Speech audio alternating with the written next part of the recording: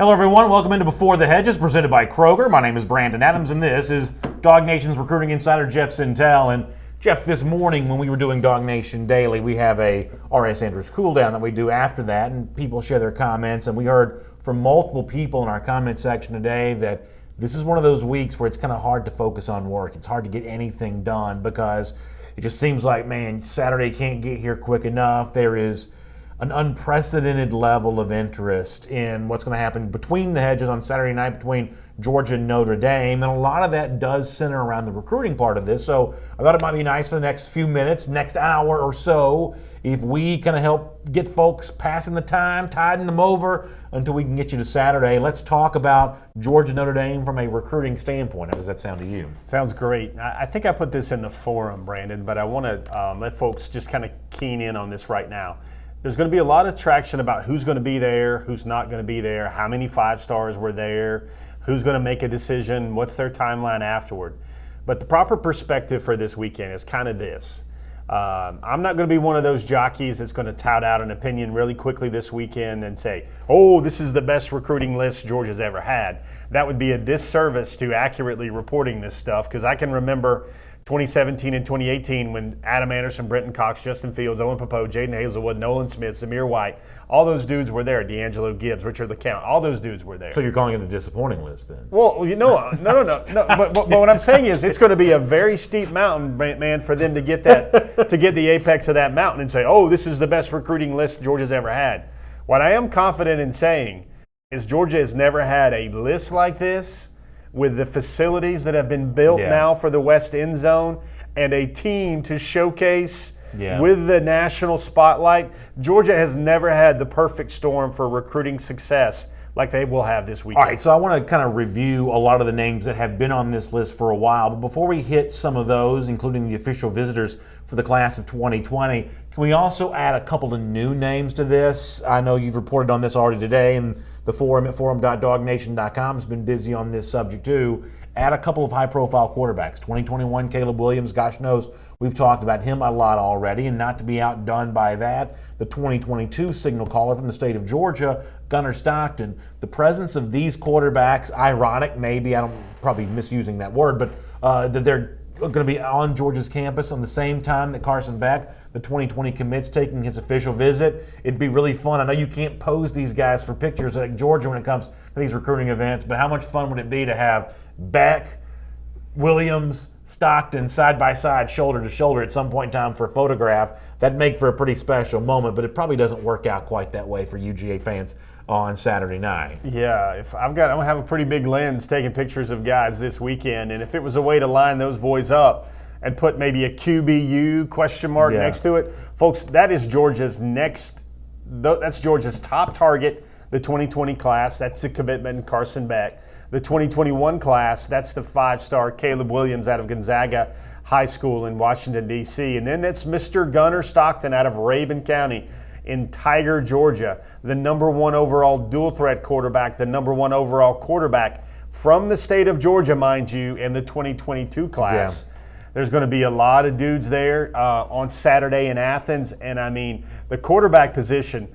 And I'm glad we're talking about this to open the show, Brandon, because outside of maybe Brian Brzee, maybe Tank Bigsby, maybe Corey Foreman, and obviously Kelee Ringo's not expecting to be there as well, but maybe outside of those names, those two guys right there were probably two of the biggest names that the Bulldogs could add to the visitors list. Yeah. And I would encourage everybody in this feed today to, if there's anybody else that's not on that list that you want to see there in Georgia for the Notre Dame game, I'd love to hear about it. So let's talk about some of the guys who will be there. Let's start with some of the 2020 names, or continue this conversation with the 2020 names. We can show you some of these on your screen, give you a chance to see it. You say no Kelee Ringo, but it is Darnell Washington, it is Kendall Milton, it is Noah Sewell, Jordan Birch confirmed to be there. That's a big one, I think. Theo Johnson, Tate Ratledge, Beck taking his official visit, commitment Jalen Carter, commitment Joshua Braun. Boy, the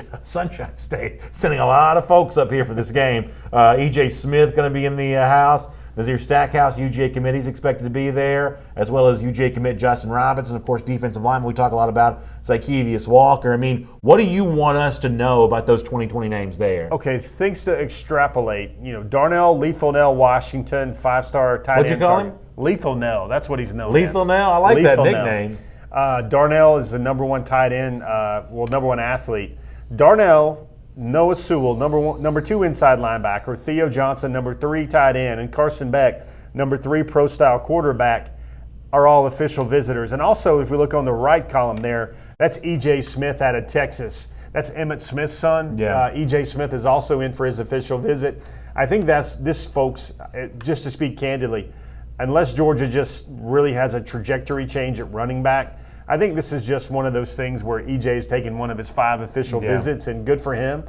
He might see the best football team he sees all season on a visit, but he is going to likely choose like a Stanford or Stanford, Texas, somewhere in that area maybe. Maybe he'll think about his daddy's Florida Gators as well. But looking back at that list, you see names like Birch, you see names like Zykevius Walker.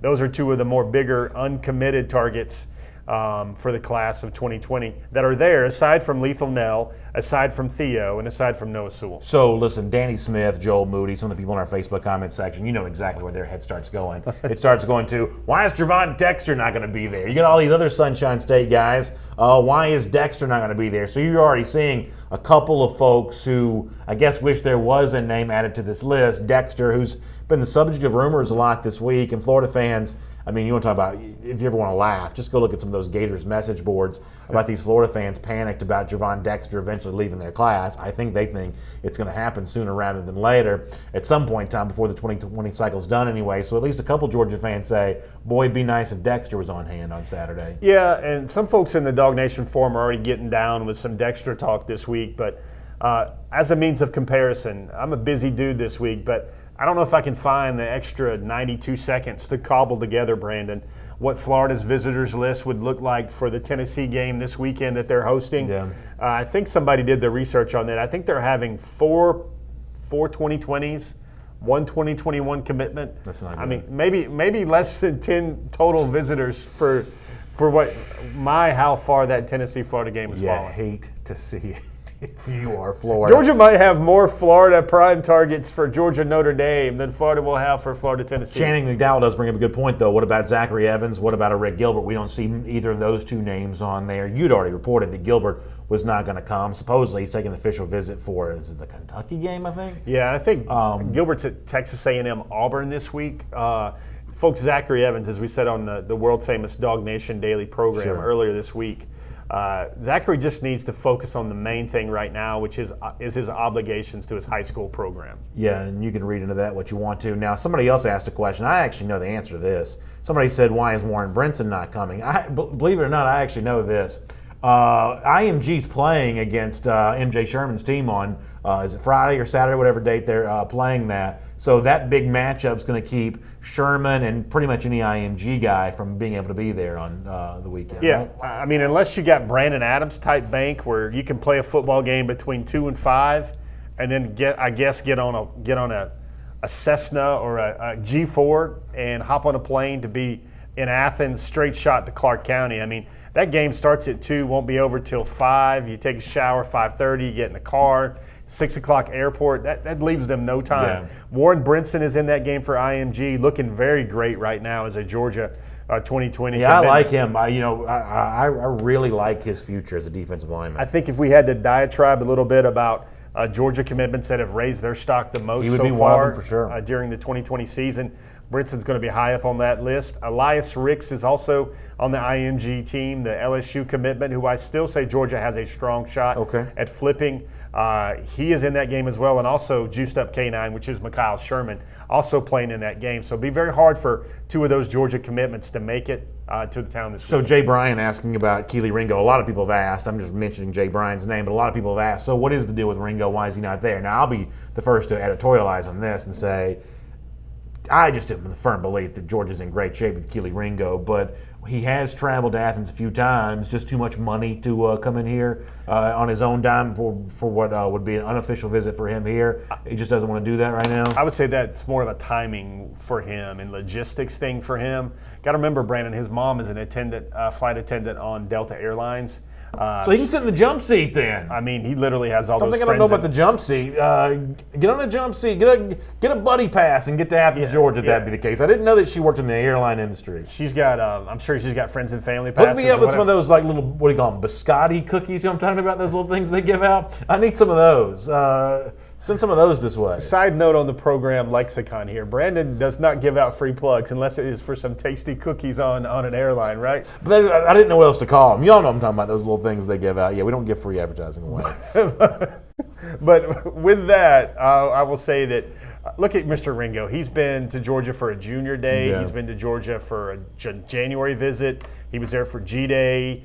He was there for the scavenger hunt. He was there for the cookout. I think he's like 5 for 5 on types of marquee events he could check out to watch Georgia play.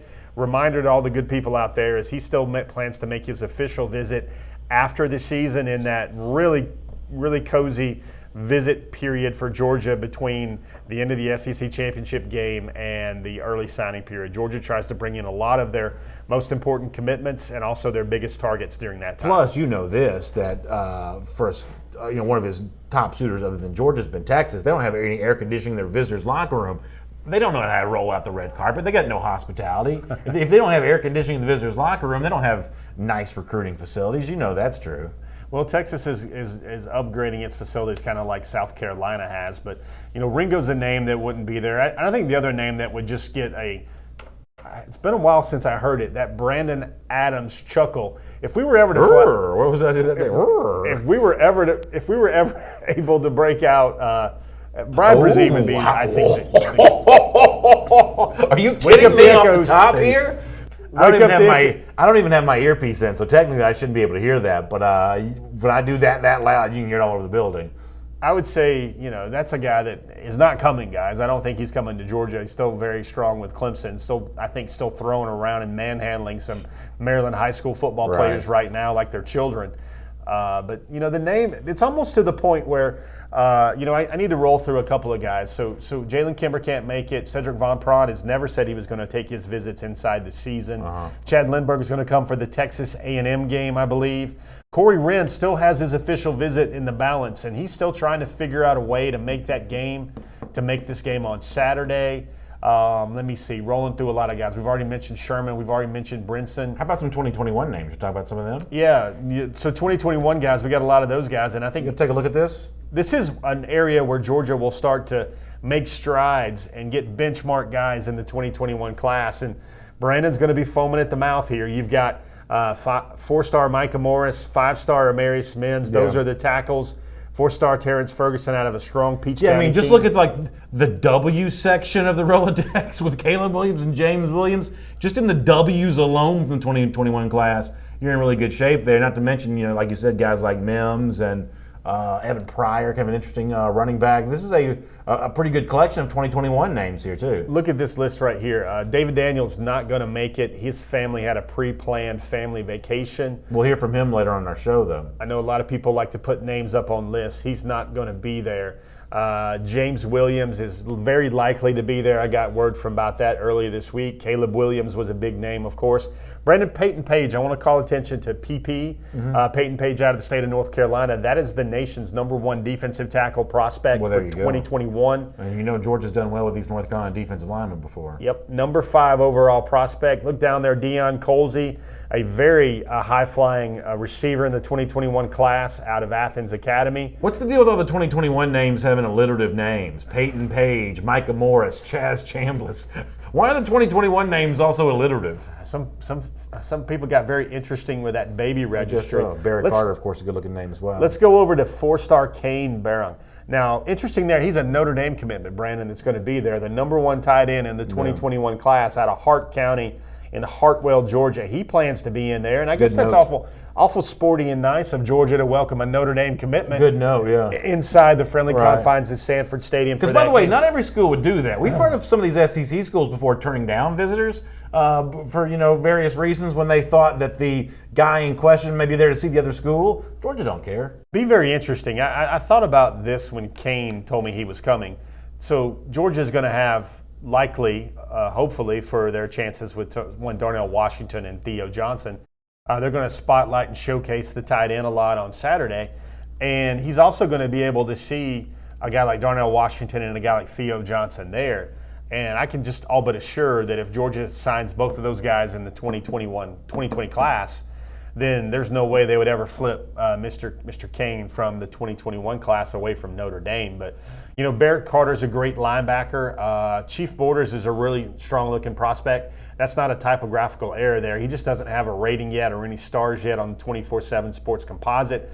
Four-star Tim Keenan is a D lineman out of Birmingham, Alabama, 6'3.5", 330 pounds, 320 pounds.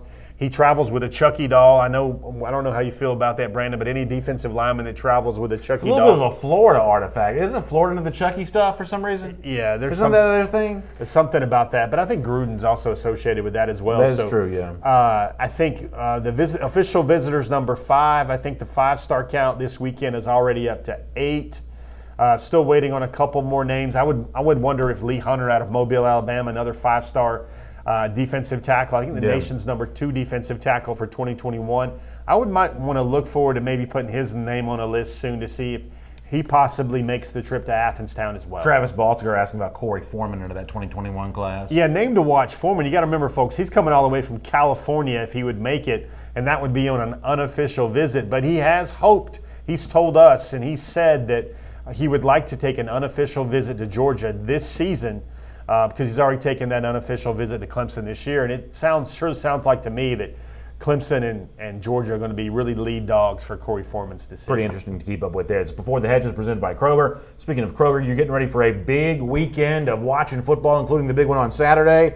Well, a lot of stuff to make your tailgate go better. Let me tell you about some great savings at Kroger when you use the card, including pork Boston butt, center cut pork chops, pork baby back ribs, brats Italian sausage, all of that right there at Kroger, and the stuff to go with that to make your tailgate even better. How about Kroger barbecue sauce for just 99 cents? Krogery Bakery take and bake bread, savings with some serious chops. You can get that at your local Kroger and use your card to make sure you get additional savings to enjoy a big weekend of watching football. All right, with all of that said, let's kind of transition now and kind of do our normal staple on Wednesdays. We should take a look at the top targets here for the class of 2020. Some will be in attendance this weekend, some will not be. We have taken liberties of using a little bit of a graphic to denote the people that will be there. It is, my understanding, a shamrock 4-leaf clover. I'm going to assume this is in honor of East Lake Country Club and not in honor of the Notre Dame Fighting Irish, but I guess it is a pretty good signifier of who will be here and who will not be. Really quick visual aid there, Brandon. I know some folks out there are very visual people. And if you see the lucky shamrock by the, not the 4-leaf clover, of course, because they're not going to find any 4-leaf clovers very likely in Athens, Georgia this weekend. But the shamrock signifies a recruit that is in town to watch Georgia versus Notre Dame off our top targets list. All right, so top targets, let's rank it up. Name number 1, the guy that's been there for a while, and even with his absence this week, nothing to change. Your feeling on how Georgia stacks up here. Kelee Ringo still number 1. Yeah, you see, it's funny, Brandon. These guys are kind of maybe the Maytag repairmen of high school football recruits right now. What I mean by that is nobody gives them any work. Nobody throws over to their side. So Mr. Ringo has had to go about making a lot of plays on offense this year, getting his touches, putting his impact on the game that way. He had another touchdown last week off of a jet sweep, I think another 80-yarder. Ringo's a guy, and you see here him making a play on another kind of wide receiver screen.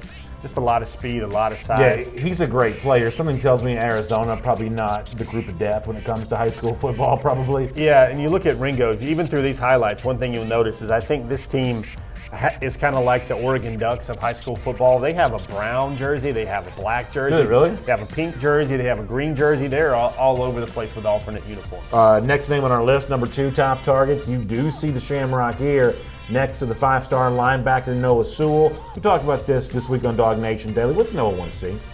I think Noah just wants to see a game. He wants to see Georgia and the environment. He didn't make it to G-Day.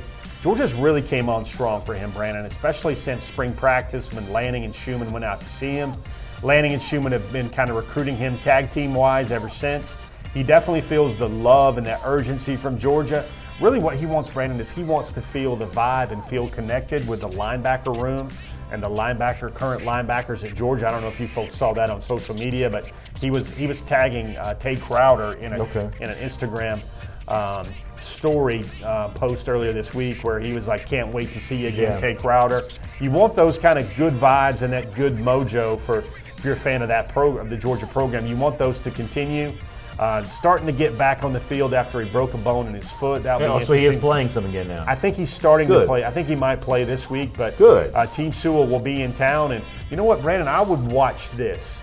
Should this official go very well, you might see Noah back on an unofficial visit for maybe the Texas A&M game down the road. Now, that would be massive. That would be pretty For big. a guy to come on his own dime from Utah after having taken an official visit, that would be quite a big sign. Travis McCullough also in our Facebook comment section says, I hope we get Sewell. And from your perspective, you've toyed with ranking Sewell number 1 overall on this top targets list. He's just different. I mean, it's different for Georgia. He has a defensive lineman size with at least a safety skill set and agility vectors. The way he moves around, he's very physical. He was great in 7-on-7. He's great in real football. Plays running back for his high school team. Does some no Sean Marino leaps over some guys in highlight clips. He is just a unique athlete. I don't think anybody in college football, including the University of Georgia's inside linebacker room, has a player like Noah Sewell. And interesting thing you can do, Brandon, I don't know if you knew this, but during your official visit week, you can contact these recruits. You can talk to them on the phone as much as you want. Okay, good. It's kind of like an unlimited plan right there when you're talking to these recruits. And big chance for Georgia right here to really move the dial even forward with Noah Sewell. Nicole House asked us if we turn the music down, so Nicole, for you, we'll do that. Now, if somebody asked, we wouldn't. If somebody else asked, we wouldn't do it. But since Nicole House asked, we'll turn the music down for you. Also, Justin Glaze, thanks for the kind words. After had a little bit of a family issue last week, but it's good to be back here Before the Hedges, presented by Kroger. So I appreciate you shouting me out and appreciate it's good to be here. Joel Moody says Sewell's a run stopper. There's no doubt about that. How about name number 3 on our top targets list? Also going to be in attendance this week. It's Darnell Washington from out of Las Vegas. And it seems to me pretty easy to know what Washington wants to see here. He wants to see how his position will be used or how dynamic playmakers, like what Georgia has a lot of right now, will be used. My guess is, watching the offensive side of the ball pretty closely, Darnell will be doing that. Yeah, here's some interesting things we're going to write about Darnell this week on DogNation.com. This might surprise you, man, but he hasn't watched any college football yet this year. Is that right? And get this, this will be his first time he's ever seen a college football game. Is that right? And I know you're thinking aliens are going to crawl out of my brain here. How in the world can you be a 5-star and the nation's #1 athlete and 6'7" and about 260 and never been to a college football game? Some of these guys are just not as big fans of the game as we are. Now, they like playing the game, but in terms of just watching it the way that I did growing up, I mean, you do run across guys like that from time to time. Shows you what Nevada high school football is like with no really big programs around there. There's really nobody to draw him in as a recruit without a very long trip. There's nobody really to do that. And that's for a little context, the big in-state school in Nevada, UNLV, got blitzed by Arkansas State the week before Georgia played. Yeah, so I mean, when you look, I think that's 2 very highly interesting things about his story, other than the fact that, here's the other thing, Brandon, we need to make sure we cover on our top targets list is Georgia is bringing the potential bookends to their 2020 recruiting class at tight end. They're bringing them in at the same time with Carson Beck, their potential quarterback, at the same time as well. Yeah, pretty interesting to think about. Next name, top targets list. It is Jordan Birch, who you've said will be there this upcoming week. The 5-star out of Columbia, South Carolina. Still a contested recruitment, but my understanding was that Birch was not at the the Clemson Texas A&M game. So if Birch does show up here, that's a little bit of an advantage UGA getting a chance to host him in the month of September, right? Yeah, my understanding is that Birch was there last week in Columbia for the Alabama-South Carolina game. Mm-hmm. And that's his hometown. Yeah, it's not hard to do that at all, but I'm gonna make sure we do the proper reporting and context here. Jordan Birch is expected in Athens, and that's really about all we can say. He is expected in Athens, and I feel good enough about the expectation level there to put him on for him to get the Shamrock this week. And like you said, Brandon, it would be huge if Georgia's able to bring in Jordan Birch this weekend on an unofficial, again, by that stretch for this big Notre Dame game. Next name on the list, top targets after Birch, we get the other tight end, Theo Johnson. And I told you, and you see Johnson also moving up our list a bit on the heels of his official visit, I told you that this week that I do take it as somewhat symbolic that Johnson and Washington are going to be there together. It's almost like Georgia being very open about the fact it wants them both. Both these guys seemingly comfortable with each other. Interesting to note they'll both be here at the same time. I take that to mean something. Yeah, if you hadn't seen it, I thought we had one of our best interview reps with Theo Johnson in a long while that we wrote about this week on DogNation.com. So moving parts there is Miami's not even in his fun official visit wheelhouse anymore, but he's thinking about making a late official visit to Alabama for the LSU game. Okay. Alabama is starting to talk to Theo Johnson as well. We had a lengthy update with Theo. Some of the big things to think about, other than for me just being fascinated by he plays in Canadian rules where they only have three. Oh, yeah. He has three downs, folks. They're punting on third down. He kind of described it to me, and it was like, if you only get like 1 or 2 yards on first down, you feel defeated. And then if you don't get the first down on second down, you're like, because we can't go for it on 3rd and 6 or 3rd and 5. And well, the good news about that is if he's from Canada where those are the rules, he's going to feel right at home in Athens on Saturday, because I don't think Georgia's going to see 4th down against Notre Dame either. So he'll be right at home. Nice little one. We teed that one up there for you, Brandon. The thing there with him, and I like the way he described it, is Brandon, he thinks his potential is he thinks he can be a lethal tight end. Mm-hmm. And he wants to be the all-around tight end, the guy that can stand up a defensive end and then can also go downfield and make those crazy catches. He's actually looking forward to blocking in Athens. He doesn't see his future, even though he's 6'6" and 245 and can run a high 4.5. He doesn't see his future at flex in or as a hybrid. He wants to be the best tight end he could be, and he kind of clearly defined that. And the main thing he wants to see this weekend, maybe his biggest question this weekend, is he's going to get Todd Hartley and he's going to get Coach Kirby Smart in the room, and he's going to be like, okay, I'm here with Darnell. Yeah. How are you going to use both of us? And the other thing that we can report about that situation is Darnell says he has been picking up the phone with increased communication with Darnell Washington. And those two have been talking a lot about the thought of playing together. I feel like a guy from Las Vegas and a guy from Canada, it's almost like a buddy cop movie. You know what I'm saying? It's like they're just different enough to kind of have like really good chemistry together. I could see that being like a really good buddy cop movie. Did you see the latest Todd Hartley tweet? It wasn't a super team. It was about tight ends. And he had a fire emoji and a snowflake emoji. There you go. Fire and ice. That's obviously symbolizing not a love for Game of Thrones by any things, but I would have rather seen like a dice or a die, I guess to be more grammatically correct, a die and a snowflake. I wouldn't mind seeing that. A maple leaf. Maybe a maple leaf and a die, something along those lines. Some Canadian roulette bacon. Wheel. By the way, to go back in time just for a moment, Jarrell Ortega asked a really good question on YouTube. We were talking about Noah Sewell a little earlier. He says he sees some Trayvon Walker in Noah Sewell because of the athletic profile overall. I mean, Sewell is a guy that's, we've been told if he wanted to play the defensive line, he'd be an elite defensive line prospect. He's just chosen to play linebacker because of his speed. What do you think about the Walker-Sewell comparison? Yeah, those are both guys that are probably 20 or 30 pounds beyond the amount of athletic ability they flash. And, you know, folks, I can't even extrapolate what it would look like if Georgia could ever field the defense with Ojulari, Smith, Walker, Sewell, Ringo, Kimber, Ricks, Stokes, Monty Rice, Nakobe Dean. If Nolan Smith, if Georgia could ever get all those guys on the field playing defense at the same time, here's a harken back to Canadian rules. I think the offense might need 12 players to move the ball against those guys. That's probably about right. Next name, top targets list for the class of 2020. Arrow down, Zachary Evans. He's not coming this particular weekend. Also, Jeff, the last couple times you've talked about him, you have definitely let it dangle a bit that you think there's something maybe going on with him there in Houston. There were all kinds of rumors about him, being off the field for a while.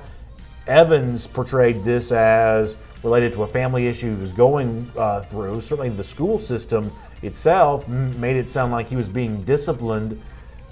For the people who maybe haven't followed every twist and turn of this story or just kind of want to know what's next, I mean, what would you say about Evans right now in that regard? Well, you could only look at maybe potential causes and effects. First of all, the school system has said we're handling an issue internally. What we know is that Zachary Evans got a very low work rate in the season opener in a national televised game against Kelee, Texas. Meaning he just wasn't very effective. He scored a touchdown, but he didn't get a lot of touches. Yeah. The next week he did not play, and then this past weekend he did not play as well. There are thoughts out there that there's word out there, innuendo, there's been some information out there that he was serving some sort of internal suspension where he's not going to be able to play for a few games. I don't know if that's totally the issue. I can't effectively confirm what's happening, but you see Zachary Evans, the nation's #1 running back prospect, not playing. And then you see Georgia's Dell McGee continuing to recruit other running backs, Don Chaney, and just for starters, and it makes you think that, I think that Zachary Evans situation with Georgia is still very unsettled, and we really just want to see that young man get back on the field, start playing football, and then start moving forward with his future in a positive direction. Let me just say one really quick thing about this, and I want to get the rest of these names here. Evans has never been the only other running back that I'm interested in. I mean, in addition to Kendall Milton, who's already in the fold, Evans has never been, for me, the only other choice for Georgia. But on the basis of what he's going through here, this is not the kind of thing that I would sour completely on him about either. And I'm talking about just based on the very limited amount of information that I know about this. I believe that high school is a time for learning and growth. I think some of that happens in the classroom, some of that happens on field. I think some of that kind of stuff can happen sometimes emotionally as well. So whatever may be going on here, it doesn't completely sour me on Evans, but there are also other running backs in the class of 2020 that I'm interested in. I think the best thing to say here is that, high school football coaches even wanted a big program like Evans plays for. I mean, he's the reigning National Player of the Year from Max Preps for his class. Averaged almost 10 yards a game, 10 yards per carry a year ago. And I just think the Zachary Evans story still needs to be written. I'm not a big fan of giving young people third chances, maybe second chances given the right situation. But let's just see how the Zach Evans story plays out. He has a chance here, whatever he's going through, which we don't know all the details for. Let's say that very clearly.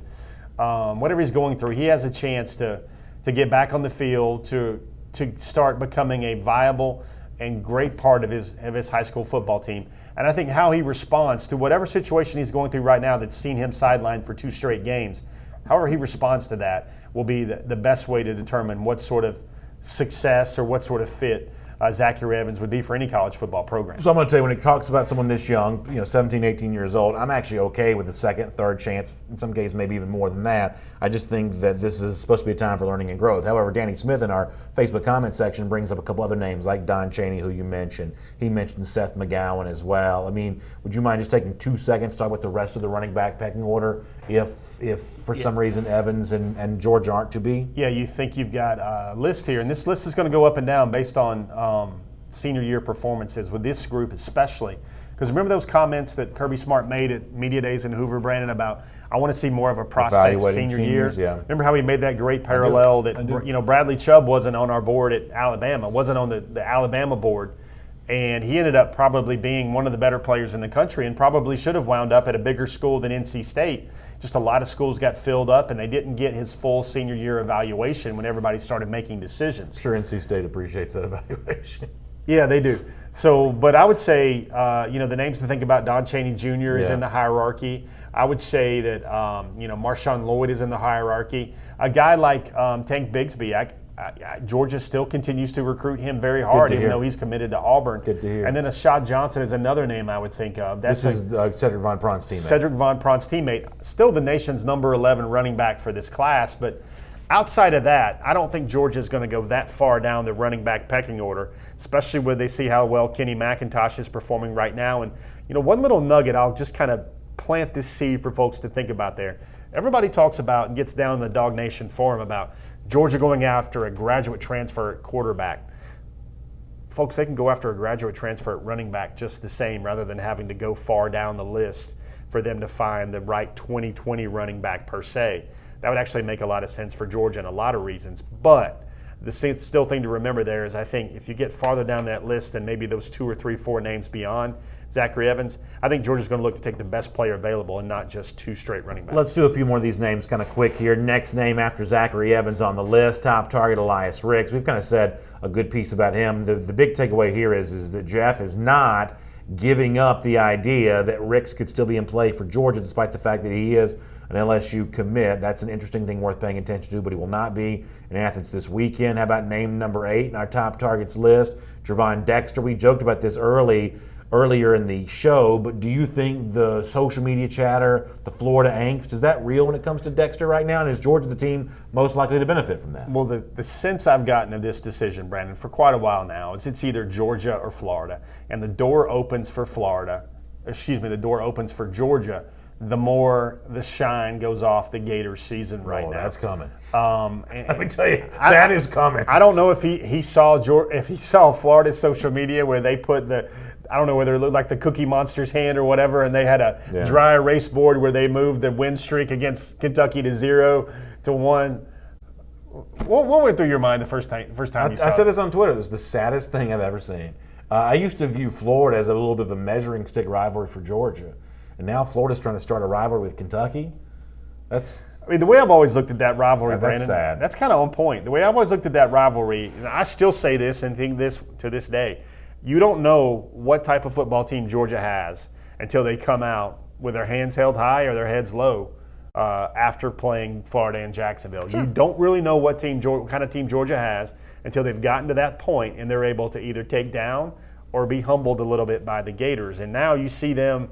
That just was not a good look right there, and I think somebody, more than 2 or 3 somebodies on social media, produced the GIF of that Spurrier. The one where he's making that look. That shaking head Spurrier from the Miami-Florida game earlier this year. I think that is so non-Florida to be celebrating the creation of a win streak against Kentucky. Kentucky with its backup quarterback, mind you. Yeah, good stuff there. By the way, watch out for Tennessee on Saturday, too.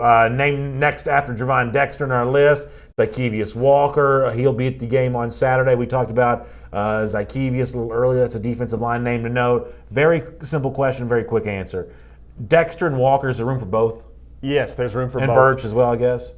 Anybody else you want to throw in there? No, they're all the same position. That's what I'm asking. Folks, please don't take any shine off Zykevious Walker. I think he's having a great senior year so far, just growing into a different body type. I mean, he's about 270 right now, making a bunch of plays. He will be in Athens on Saturday. That is not an official visit. He wants to take his official visit in December. As he should. Comfy, those 2-week period that's been very good for Georgia in classes prior to this one. But you said something. Refined tastes take their official visits in December. So I know we have a lot of recruits that tune in from time to time. You want the best official visit experience. You want to come in December. And my reporter's ear couldn't let something go by there.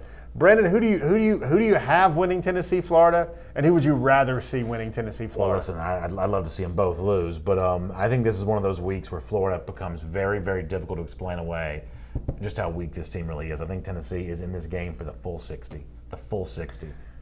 Well, we can't squeeze any more out of him because he's got another show to get his full take on. I can't give all the content away for free on this one, but Tennessee's in this one for the full 60. And interesting stuff there on Zykevious Walker as well. Name number 10 on our top targets list, Rick Gilbert. Boy, he's just barely hanging on by a thread at this point in time. We had a million questions about Gilbert. Just kind of give me a thumbnail on this. Let us down easy. Gilbert might be. Let us down easy on Gilbert. Gilbert, this might be the ceremonial rung for Eric Gilbert so far in the top targets list. Are we tagging the toe here? Is this his last time the top targets? No. The defibrillator is still nearby. There's still a lot of Georgia fans who think he's going to end up at Georgia, by the way. They do. They have every right to.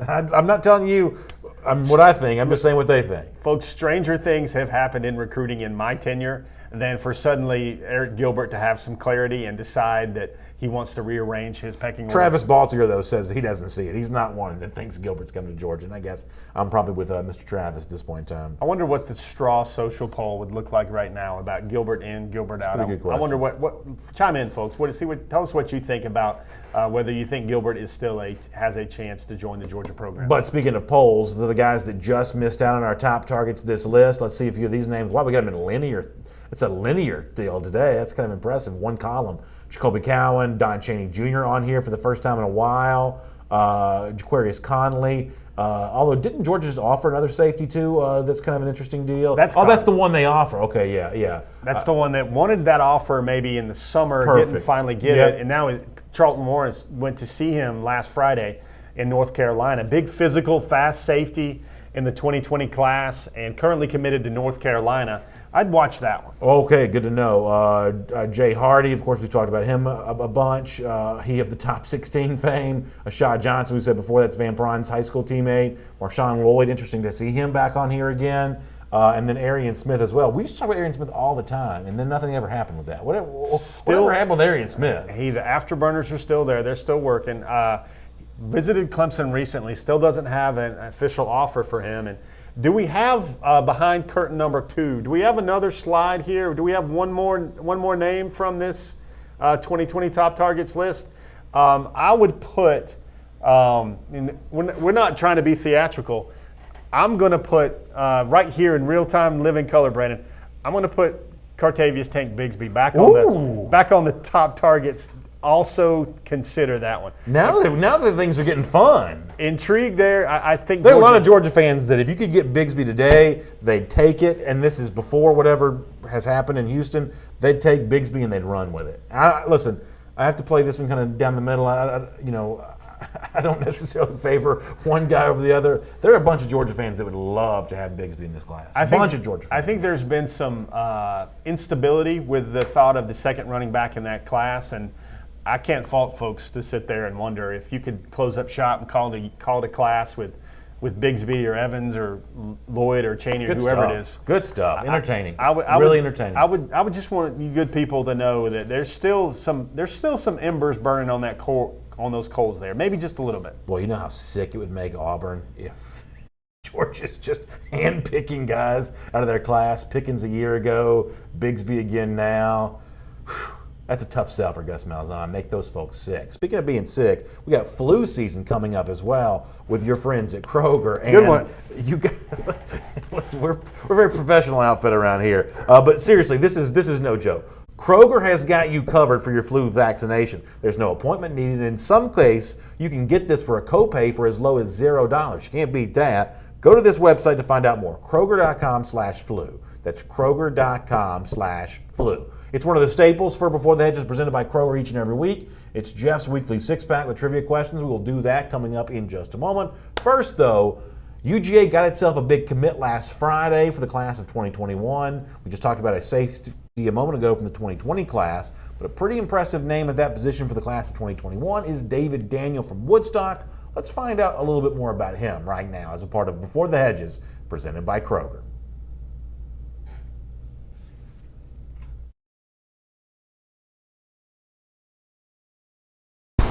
I got to ask about the Araya test. Your sister's name's Araya, do I have that right? Yes, sir. How important, what's going through your mind when you see Coach Warren carrying her like a football around the field? And, she doesn't really warm up to a lot of coaches like that. Mm-hmm. Is that another sign for you that maybe, hey, this might be the place? It is, actually. I've been to all these other schools that I've visited, and she hasn't attached to them like she's attached to Coach Warren, When she's with Coach Warren, it's like it's his kid, They always seem to be laughing and playing. He enjoys walking around the field with her. So I got to ask you, this is probably the coolest story I've picked up so far. Araya was a good vibe, good fit detector for any school, right? Yes. What goes through your mind? I think she went to Coach Warren at a junior day. She did. I said to him, because he went to pick her up, I said, she loves people, but she's kind of hesitant to go. So if she goes to you, we'll commit today. And what did she do? She went to him. So yeah, he wanted me to commit that day. The junior day, right? Yes. And why do you think she felt cool, felt warm? Why do you think Coach Warren was so inviting for her? I really don't know, but I know overall he's such a great guy. And every time that we've been there since, she still goes to him as if she sees him every day. So, and that's kind of strange for my daughter because it took her a long time. I mean, literally almost 2 years to go to some people that we see every day. So she really enjoys being around him and even Coach Smart. So Rocky said, you guys are there for the Murray State game. Yes. The guys are coming by, dapping him up. Mm-hmm. Warren comes by. Mm-hmm. And Araya comes and she picks her up and he's taking her around the field. Oh, yeah. I mean, if you were watching the game, she's walking all over the field with him on CNN or wherever it was aired that day. It was awesome. Did you look at that and did you look at your son and go, uh-oh, this is big? Yeah. I knew. I always knew he felt really good at that school.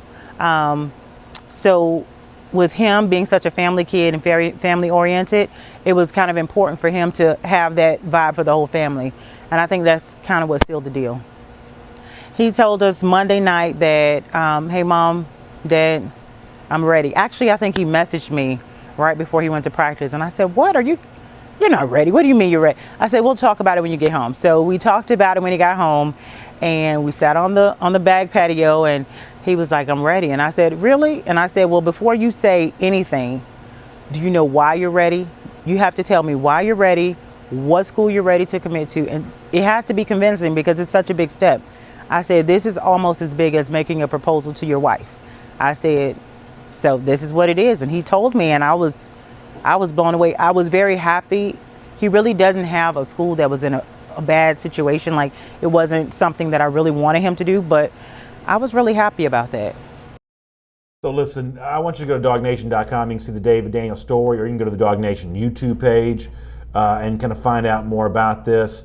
Daniel, I think, is a really interesting addition of the 2021 class and a ton of fun. Great profile of him. Jeff, I look forward to seeing more of that from you. Yeah, I think the main thing that I hope people grasp from that interview is like they were kind of feeling a certain type of way about Georgia, one of his top two schools. Clemson never kindly came with an offer, but he was just kind of feeling it. And they're on a visit, and his young 2-year-old sister, Araya, who doesn't warm up to people a lot. Well, junior day, she went to him, and beforehand the family said, well, you're probably not going to get much fun with her because she doesn't really take well to strangers. And she came into his arms. And before that, the mom said, well, if she warms up to you, we'll commit. And he did, and Georgia was kind of like, Coach Warren was like, all right, what you got? And then flash forward to the Murray State game, and they're warming up, and the Georgia players and everybody came around, and Charlton Warren opens his arms, and Araya comes to him, and he picks her up, and he's carrying her around Sanford Stadium during the warm-ups. Mm-hmm. David looks at his mom looks at David, his father looks at David, and they're like, man, is there any better sign than this? That's great to hear. And, she liked Warren. They liked that family vibes. And the mom kind of said, Nikki kind of said that it's kind of sealed the deal. Yeah, Lynn Johnson Shipman in our Facebook comment section says, I think it's great that the recruit cares so much about his baby sister and how she judges our coaches. I think that's really great too. And Lynn, I think that's really well said. All right, time now for Jeff to share his weekly six-pack. Boy, lots of fertile soil for trivia questions here this week. Georgia hosting Notre Dame on Saturday. I can only imagine how Jeff's going to go along with this. So for those of you who haven't seen this before, he asks us 6 trivia questions. I try to get the right answer. You're invited to play along, and we'll see how we do. And normally for me, it's not too well, but sometimes not so bad. Something to report from last week. We had a guest six-packer last week. One young Connor Riley, multitasker extraordinaire for all the Dog Nation platforms and brands. He kindly stepped up to the plate, and he went 3 for 6 on six-pack trivia. It's about what I usually do. It's about what I usually do. Let's let the court of public opinion decide whether Brandon legitimately 3 for 6, a 500 hitter? I mean, I've gotten at least 3 right for the last few weeks. Have you ever gotten 6 for 6 right? Maybe so. Connor, has he ever gotten 6 for 6 right? Yeah, maybe not. Good people, let us know if you've ever remember Brandon getting 6 for 6 right. If he does, everybody gets gift cards, right? All right, how about question number 1? Question number 1. Notre Dame week, sir. I'm looking forward to it. This is one you got to think about, folks. Another ratio question. All right. Okay. What does the tally sheet look like for combined All-Americans, national titles, and Heisman Trophy winners for Notre Dame to Georgia? So response A would mean Notre Dame has 120 of those folks compared to 37 for Georgia. So this is tricky because the All-Americans are really, really tough because it's hard to find like a list of consensus All-Americans because everybody's got an All-American list. Notre Dame, though, has like a ridiculous list of Heisman trophies. Am I wrong for saying they have 7 Heisman Trophy winners? 7 Heisman Trophy winners. 7 Heisman Trophy winners. So that's high right there alone. National championships, I'm sure they have a lot. Georgia probably undersells itself a little bit with its own national championships. Charles Kaiser says I'm usually 2 for 6 on average. Charles, I think you're shortchanging me a little bit there. Let me see the choices one more time, though. 120 to 37. 100 to 72. Once again, I don't know why we don't do these in chronological order. I'm gonna go 120 for Notre Dame. 37 for Georgia seems a little low. Let me just do, when you talk about All-Americans, let me do 151 to 95. D. I'm gonna say D. So I'm gonna say D. Brandon has D. What is our good folks on YouTube? Can you catch all the dogs? A lot of C's on Facebook. YouTube, I'm getting a D from Nick. Elite GB says he's about to Google it. It's going to take you 20 minutes to Google it. This is such a complicated question. Elite GB says he's looking forward to my listening phase. I feel like the listening phase has actually been okay today. Dallas Schwartz, Elite GB also saying D. Trevor Bond saying D. So they're kind of with me on the D. So we'll roll through it. There's a great little website, if you folks don't know about it, called Winsipedia, which collects all this information for us, good people that have to put together timely content for Dog Nation. First of all, the Heisman winners go 7-2. Yeah. Notre Dame's got 7. You articulated. Garrison Hurst was robbed in 1992. Should have won the Heisman Trophy. The national championships, I think Notre Dame counts all their weekly readers in Scholastic America, Farmer's Almanac type national championships. Notre Dame has 11. Oh my gosh. Georgia has 2. I think Georgia shortchanges itself a little bit from the ancient downs. And the big thing, the big separator here between the two schools, besides the other two, is that we got to remember Notre Dame was a political college football darling for at least 40 or 50 years during the kind of the 19th century. Notre Dame currently has 102 consensus All-Americans. Okay.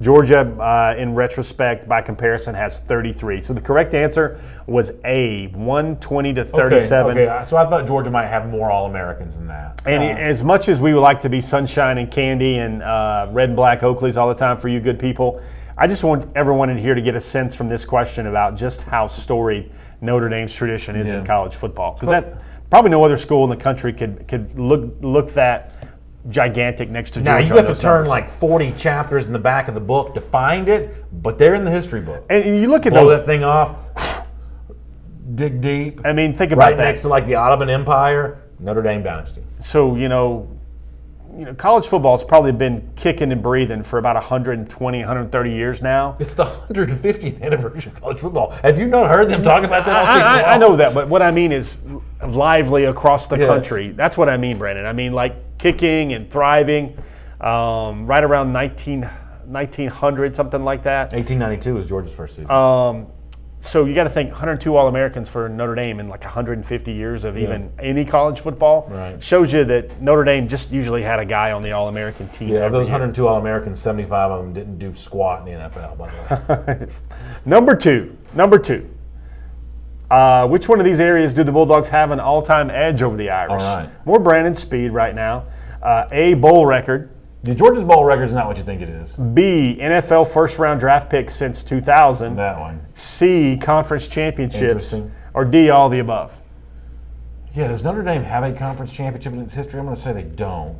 That could be a fun trivia question because they're obviously independent now. I'm going to say all of the above. Now, Georgia's bowl record's not great. Bowl record's also misleading. I'm going to go D, all of the above on that. Georgia Peach got a D. Harrison Weber has a B. Tim Hope, too. Trevor Bond says A. Dallas Schwartz has C. Rocking Semper Fi logo at the same time. Elite GB comes at you with C. Let's look back at that, folks, and I think it's all of the above. let's celebrate a Brandon win. Ring that bell for Brandon I Adams. don't have my earpiece. I can't hear. He'll have to have the victory bell, chapel bell for Brandon. So I'm going to give you a little bit. Georgia has a 591 to 486 edge in bowl winning percentage. So Notre Dame's below 500 in their bowl games. It has a 19 to 10 edge in first round draft pick since 2000. That gap's about to widen, by the way. And also, the Fighting Irish have never, ever belonged to a So conference. never, no conference title in history. That's interesting. Learning something, folks. That's what we try to do with these six-packs. It's not just to make sure we make Brandon look smart or make Brandon look dizzy after consuming a six-pack. We want to make sure you guys learn a Now, little to bit be clear, Travis Balsiger says Notre Dame doesn't play in a conference. I know they don't currently play in a conference. I wasn't 100% sure if you want to go back to Ara Parsegian days, if they've never played in a conference. Travis, folks might not know this, but Tech used to be in the SEC. That's Right. just the way conferences were aligned differently back in the day, in Bobby Dodd era, of course. Yeah. Moving forward, I think we're on our third one, Brandon. I think you're going to like this one. All right, good. Third trivia question is, Georgia has a 2-0-0 all-time record against the Fighting Irish. How many other existing college programs can also say that they also have a winning all-time record against Notre Dame? Probably low. I want to say, weirdly, one of those teams is Oregon State. I want to say Oregon State's also beaten Notre Dame twice. You're correct on that one. So I'm going to say the answer is, I think it's just two. I think it's Georgia and Oregon State. Have a all-time record. Do you like how they're in chronological order there, Brandon? I do appreciate that, yeah. Sometimes I listen to his missives about show format with these pick sixes. I'm going to say it's just two, Georgia and Oregon State. Taking care of YouTube right now. Elite GB says B. Nick says C. All About the Waves says Bama and USC. Are they on that list too? I could see USC having an all-time. Green Soldier says A or B. Somebody's shouting about Rudy. Elite GB is now checking down to A. Connor, my good man, can we give Brandon what he deserves for his answer on this question? 8, okay. So because they've just started playing the ACC for some of their games. Okay, that's a good question. Who are they? Can you run them off fast? Yeah, the three in the Big Ten are actually Nebraska, Ohio State, and Michigan.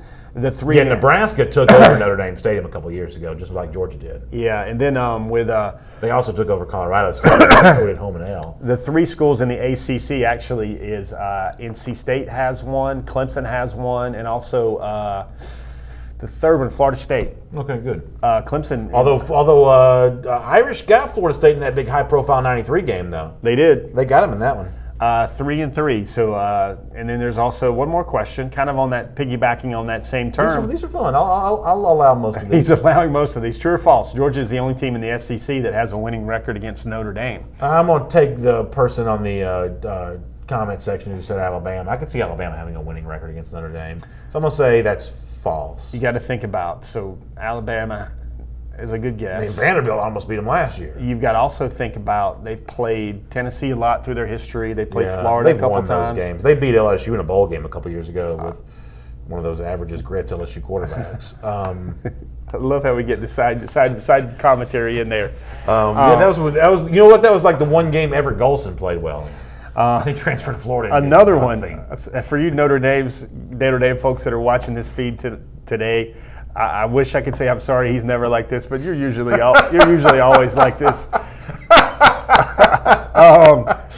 Dallas Schwartz says false. Trevor Bond says true. Elite GB says false. Georgia Peach I'm with false. Dallas Nick Schwartz false. on this. Alabama belongs on that. Connor, light him up, man. Okay, The Missouri answer and is Tennessee. True. Missouri and Tennessee are at 500 with the Irish, but Georgia is the only team in the SEC that has a winning record This is pretty good. against Notre Dame. This is pretty fun. Fun. I think Notre Dame is like 5-2 against the Alabama Christian. Now, is it hard to find all this Notre Dame history? You had to unroll the scrolls. It's I had to go get Indiana Jones, and we had to go looking for the Ark of the Covenant, and underneath the Ark of the Covenant, beyond all the snakes, there you had the Notre Dame. You had to get it translated from the ancient Aramaic, the hieroglyphics on the wall. It was kind of like you had to look behind King Tut's tomb, and then he had all the list of all the good football cards from Notre Dame. Next one, Brandon. I think Brandon's 1 for 3 currently. Connor, is that correct? 1 for 3. See if I don't get these last two right. No, number 5. What is the blue chip ratio, sir? The 4- and 5-star recruits of signees since 2016 look like this week. So this is total number, not percentages. Numbers of 4 total and 5. numbers of players and since 2016. We talked about this in Dog Nation Daily this week. Georgia's a 6, a 3, a 1, and a 2. Notre Dame, on average, is about a 10 or 11 for the last 4 years with its recruiting classes. So it's going to be significant. It's going to be about Ooh, this is tough. I'm going to say it's 76 to 50.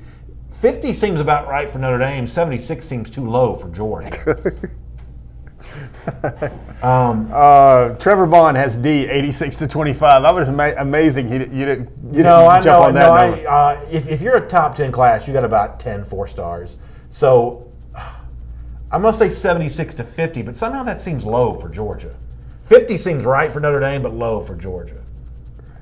Man, can we play some Ring My Bell for Brandon Adams? Just hovered around that one, and you got the right answer. 76 to 50. Yeah, see, that's kind of stuff. You can find this online. A lot of Notre Dame history you can't find online. You got to go back to, You got to go to the microfilm in the library. Yeah, you got to do that. Does everybody remember? All you young folks out there, you know what microfilm is? Yeah, you got to do a LexisNexis search to find some of this Notre Dame history. But Georgia stuff you can find online. You asked the librarian, it kind of looks like something out of Harry Potter, where you have to go and they got the reels of all the newspapers on microfilm. Back to back. And, Connor, my good man, if we can flip back to that last question, one other detail I want to add, and the folks on the Dog Nation forum learned about this earlier this morning.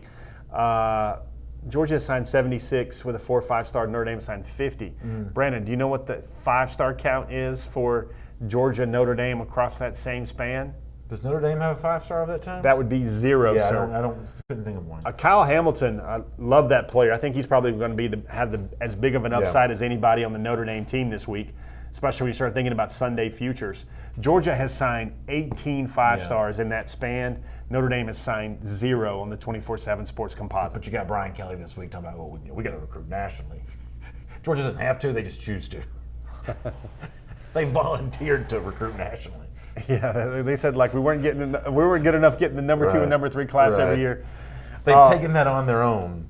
Some of those reports you see out there in the world that Kyle Hamilton is a good issue right there.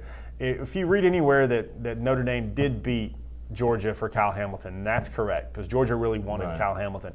I don't think there are a lot of other players on the Notre Dame roster that Notre Dame swooped and took out of the clutches. Yeah, we kind of alluded to that on Dog Nation today as well. Some of that may be myth-making after the fact, but the Hamilton thing, I'll certainly grant you. Next question, and this is our 6th one on our Notre Dame week. And Brandon, I like to find famous people, and everybody likes their National Enquirer reading at the grocery store checkout. So we got a lot of famous people to talk about. So many for Notre Dame that we put them together in 2s. All right. Famous people will be listed in 2s for this category. Which one of these twosomes are not linked to South Bend, Indiana? Sure. A, Regis Philbin and Nicholas Sparks. That's the author of Brandon's favorite book, The Notebook. You don't think my wife doesn't read every single one of them. Also, I've given Nicholas Sparks more of my money than I've given to anybody almost. Almost the university bookstore, almost. And Nicholas Sparks, The Notebook, also Brandon's favorite movie, The Notebook. Jim Caviezel. I think it's Caviezel. Caviezel, that's this Jesus in the Passion of the Christ. It is. And Condoleezza Rice. I think she's Stanford, isn't she? C, John Gruden and John Wooden. You got both of the Johns right there. D, Gal Gadot. You know who that is, right? Oh, yeah. Gal Gadot is the alluring, striking young woman that plays Wonder Woman in the new movies. And Vivica A. Fox. Everybody remembers Vivica A. Fox. I could do a whole show on how you chose these tandems.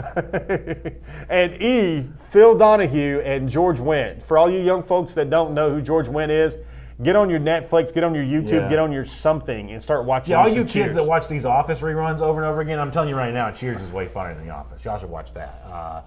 George Wendt, hilarious, very funny, very funny. And we've reached the point now where George Wendt is known more for the Bears commercials and parodies than he is known for Cheers. I think that people our age, know Cheers. I don't think it's held up over time quite as much, but a very funny sitcom.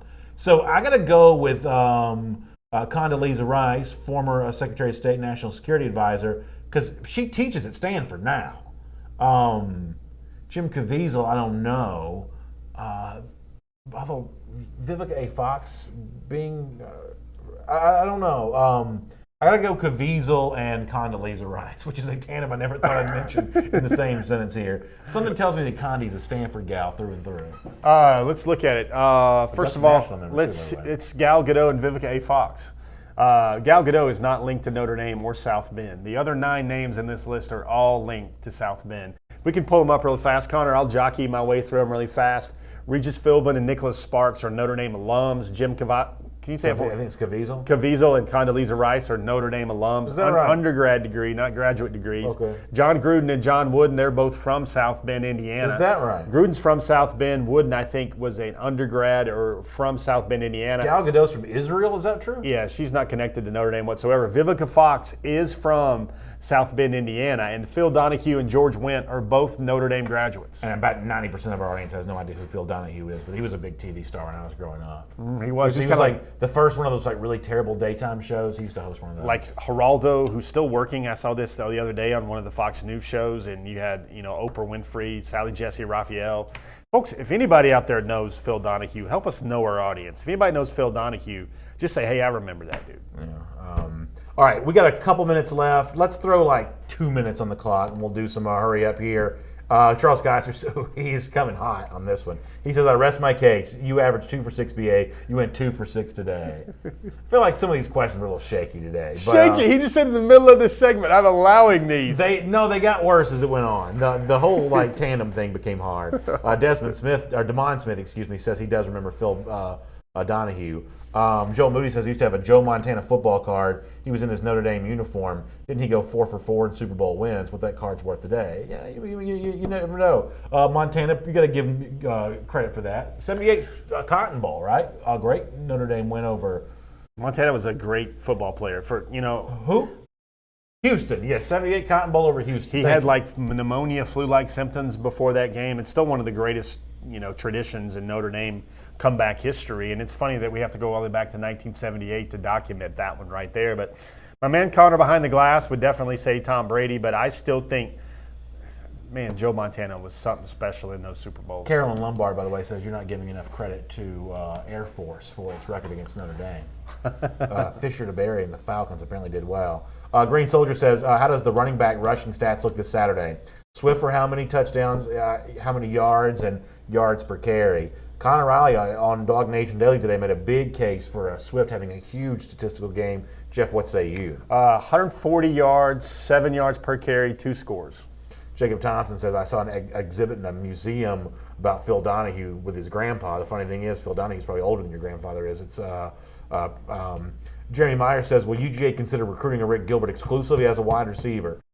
He says, I take Terrence Edwards as his word that it will work. What do you think? I think Georgia and most people have been recruiting Eric Gilbert as a wide receiver. Mostly that's the ones that curry a lot of favor with him right now. I think that's the way to really get him interested, is to recruit him as a traditional wide receiver. Hassan Sarshar in our YouTube comment section says Paul Johnson runs the state, which is obviously a little bit of a troll comment. But I will ask you, you think Johnson had a little bit of a smile on his face on Saturday when Georgia Tech, the school that fired Johnson, got beat by a team running a very similar offense to what Johnson ran? Triple option, you maybe throw 6 passes a game. I tell you, folks, that's a fault. I'm going to expect to see a lot of 2016-like stuff from Tech this year. I'm not saying they're going to rise to where Georgia was, but that program and that way they can't compare this team to Georgia 2016. I'm just saying you're going to have some losses that don't make a lot of sense when you look back on them through time, because Jeff Collins is going to get some players. He's got a great recruiting base in the state of Georgia. I think they're going to have better days ahead for Tech. I'll give you a hot take here.